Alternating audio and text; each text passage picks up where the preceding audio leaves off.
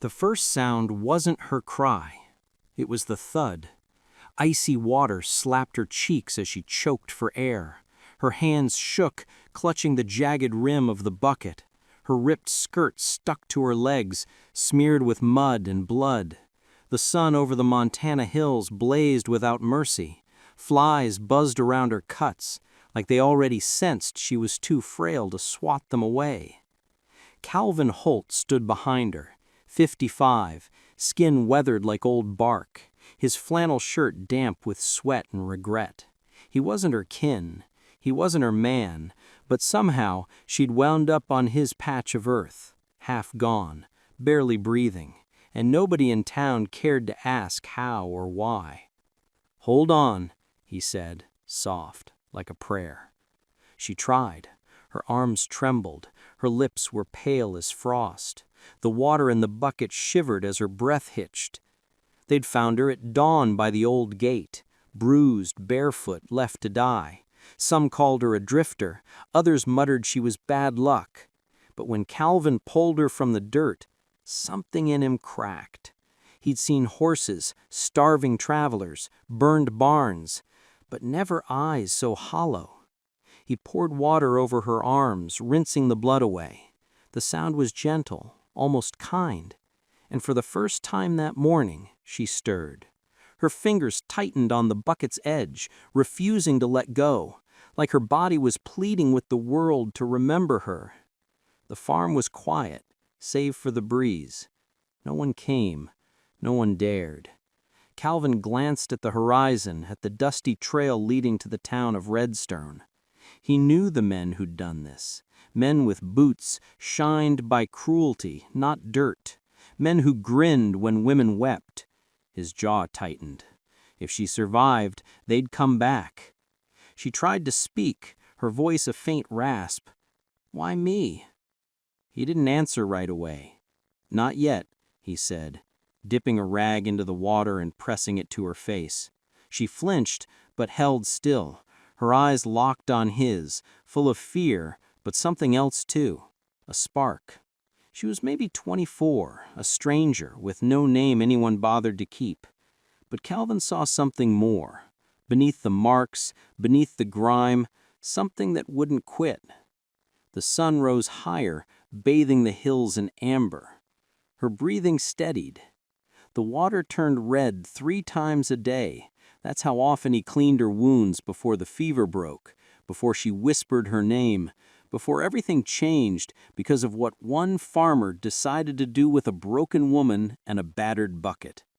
But right now, she was still trembling, caught between life and death, wondering if kindness was just a trap. Calvin watched her, hands steady, heart not. And as the wind sang across the wide valley, one question lingered. Was he saving her, or was he saving himself? The sun had scorched half the sky when Calvin carried her inside. The little cabin smelled of pine smoke and hay. He set her on a cot by the window, where the light fell soft and warm. She was barely awake, murmuring words he couldn't make out, maybe a plea, maybe a name. He filled a tin mug with water, holding it to her lips. She shied away at first, then drank like she hadn't tasted kindness in ages. He watched the dirt slide off her face, one drop at a time. The bruises looked harsher in the daylight, but at least she was breathing. 3 times a day, he told himself, that's what it'd take. But on the 4th day, he forgot the noon meal. Lila sat by the window, cradling her stomach, staring at the endless fields when he rushed back with a hot bowl. His hands stung as the broth sloshed. "I'm sorry," he panted. She smiled, faint but real. "It's okay," she whispered. "You remembered twice. That's more than anyone's ever done." Morning to tend her wounds, afternoon to feed her, night to keep the fever at bay. He wasn't a healer, just a farmer with calloused hands in a quiet home.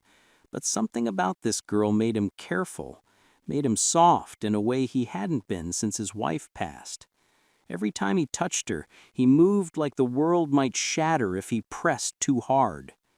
Outside, the wind shook the shed door. The horses pawed the ground, restless.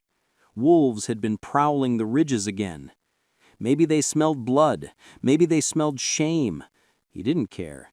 He only cared that she opened her eyes again. When she did, it startled him. They were hazel, gentle but piercing, like the first green after a hard winter. "You're safe here," he said. Her voice broke. "Safe doesn't last." He didn't argue, just nodded and handed her another mug of water. That afternoon, he made her soup from barley and smoked venison. It wasn't much, but when she sipped it, her shoulders eased a little. That was the first time she looked at him without fear, just weary eyes, searching for a reason to believe. By the second night, she could sit up. The fever was fading, but the silence between them grew thick. He worked at the table, fixing a harness, pretending not to notice her watching. "Why are you doing this?" she asked, voice low. He paused. "Because someone had to." She didn't speak again, just stared at the fire, like the flames could unravel what his words meant. When the wind howled, he tossed another log on. The room glowed warm, golden, alive. She pulled the blanket tighter, closing her eyes for her first real sleep in days. Calvin leaned back, listening to her breathing settle, slow and steady like a quiet tune. He thought the night was done, but then she whispered, half dream, half warning, "They'll come for me when the moon's full." He froze, hand still on the table. He looked at her pale face in the firelight, and for the first time he wondered who she really was and what kind of men were coming to drag her back. Weeks passed before she could walk without wobbling. Her voice grew stronger, but the fear in her eyes stayed put. By the third morning, the fever was gone, but the dread wasn't. She woke before dawn, sitting by the window with the blanket around her shoulders, staring at the open valley. Calvin poured her coffee, dark and bitter, the way he liked it. She took a sip, grimaced, then smiled a little. It was the first smile he'd seen since she arrived. "You said they'd come for you," he reminded her. "Who are they?" She didn't meet his eyes. Men from Redstone, the kind who don't hear no. His jaw clenched. He'd worn men like that his whole life. Wore clean hats to church, blood on their boots the rest of the week. By noon, he saddled his horse. "Stay inside. Lock the door." She grabbed his arm, weak but fierce. "You'll get yourself killed." He looked into her eyes. "Maybe, but I won't let them take you." The ride to town was long, dusty, quiet. Every mile felt heavier. Redstone's streets were stirring when he arrived. Men lounged on the saloon steps, chewing tobacco, eyeing him like vultures. He found the sheriff by the grain store. "Morning, Calvin," the man said, wary. "Heard you took in a stranger." "She's not a lost calf," he said, voice flat. "She's hurt." The sheriff sighed. "You should have left her. Her name's Lila. She was tied to a trader named Vance. He paid good coin for her." Calvin's voice turned cold. "You don't buy people." The town went still. Every head turned. Even the breeze seemed to hold its breath. Vance himself stepped out of the saloon, wiping whiskey from his chin. "Well, look at that. Old farmer's got some grit." Calvin didn't reach for his gun. He just stared him down. "You hurt a woman and call it trade. Come near my land again, and you'll learn what real work feels like." Vance laughed, spitting near Calvin's boots, but his hand shook holding his glass. Later that night, he sent 2 men from Black Creek, doubled their pay, told them, "Make it look like a mishap." Vance's laugh was ugly, the kind that makes your stomach turn. "You think you can stand between me and what's mine?" Calvin took a step closer. "She's not yours, not anymore." The crowd murmured. Nobody moved. Even Vance's grin faltered. Somewhere far off, thunder rumbled across the hills, though the sky was clear. When Calvin turned his horse to leave, the sheriff called after him, "You just lit a fire you can't put out." He didn't look back. "Then I'll make it worth burning." That night, as the sun bled into the horizon, Leela waited on the porch, eyes wide with worry. When she saw him ride up, her breath finally settled. He looked worn, older somehow, but whole. He said, "They know now," she whispered. "What did you do?" He glanced at her, a faint smile on his weathered face. "I told the truth." And in a town built on secrets, that was enough to make enemies. Now, if you've been following this far, take a sip of your coffee, lean back a bit, and tell me where you're listening from. I'd love to hear. And if you want to know how this story plays out, stick around. You won't want to miss what happens when the men from Redstone come knocking at midnight. That night, the wind turned sharp. It swept down from the cliffs, cold and bitter, carrying a quiet that made the dogs cower under the steps. Calvin felt it first, the prickle on his neck. He stepped outside, rifle in hand, scanning the dark valley. Leela was still awake, sitting by the fire, hands gripping the blanket's edge. "They're coming, aren't they?" she whispered. He nodded. Vance doesn't take shame lightly. He'd moved her cot to the root cellar that afternoon just in case. Now he filled the lanterns with oil and checked every bolt. The moon hung low, golden and round, lighting the farm like a stage. Every sound was crisp, the creak of the porch, the snort of a horse, even his own pulse. Out by the gate, 3 shadows slipped from the darkness. Men on horseback, no lanterns, no words, just the steady thump of hooves on hard earth. Calvin took a slow breath. He wasn't young, but he'd seen his share of fights. He didn't need speed, just patience. He waited until they reached the pen. Then the first lantern blazed. One of the men swore, "He's here!" Calvin fired once, not to kill, just to spook. A second shot rang out from the shed, sharper, cleaner. It came from old Sam, the farmhand who'd worked with Calvin for 20 years. Nobody saw him leave that shed again, and nobody dared ask why.